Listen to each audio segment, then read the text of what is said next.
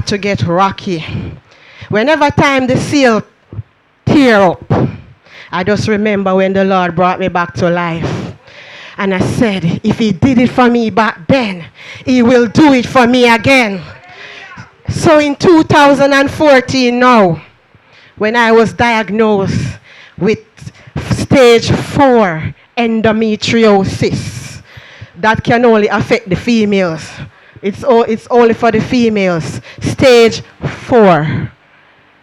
I remembered in 2003 when God brought me back to life to fulfill my purpose.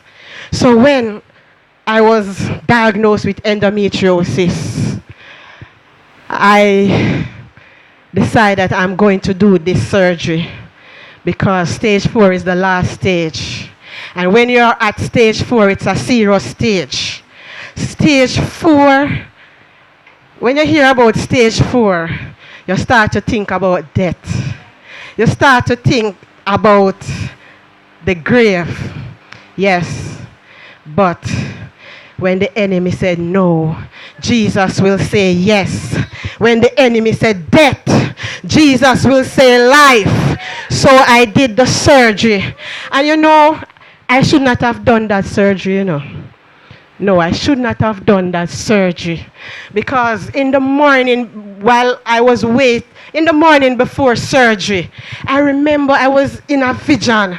And I saw myself out in the mines. In the mines, there are some areas you don't find any houses there.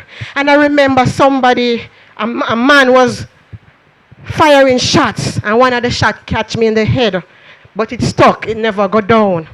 And when he realized that the shot did not go down, he started to run me down. And I was running, and I was running, and I was running until I see an upstairs house.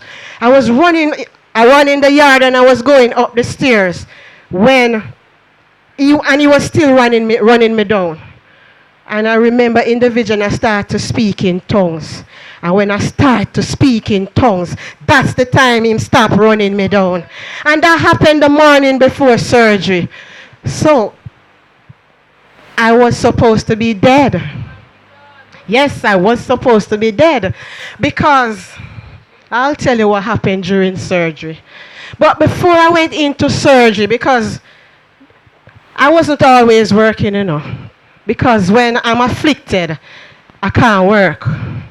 So I wasn't working at the time, but I had applied to go do some work on the mud lake. So I got a call before surgery, and the person said to me, which day this week can you come for an interview? I said Friday. It was a Monday. I said Friday. I didn't say I'm at the hospital, and I'm going to do a surgery, and I don't know what is going to happen, I don't know if I can come, I said I'm coming on Friday to do the interview, and I never do the surgery yet. So I went and did the surgery. After I wake up, Lord of mercy, everything went wrong in surgery. I lost 2 of my organs. Yes, I lost 2 of my organs during surgery.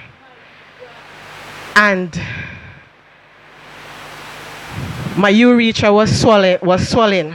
My pressure went up. They had to abort the surgery. And I didn't bargain for any of what happened during surgery. But remember, before I went into surgery in the morning, I had the vision that I was wounded. I was wounded. And I went into surgery and I came out wounded. Yes, I was wounded. Yes, I was worst. I ended up worse than I went in. Because I didn't know that when I came out, 2 of my reproductive organs would be gone. But I'm still alive.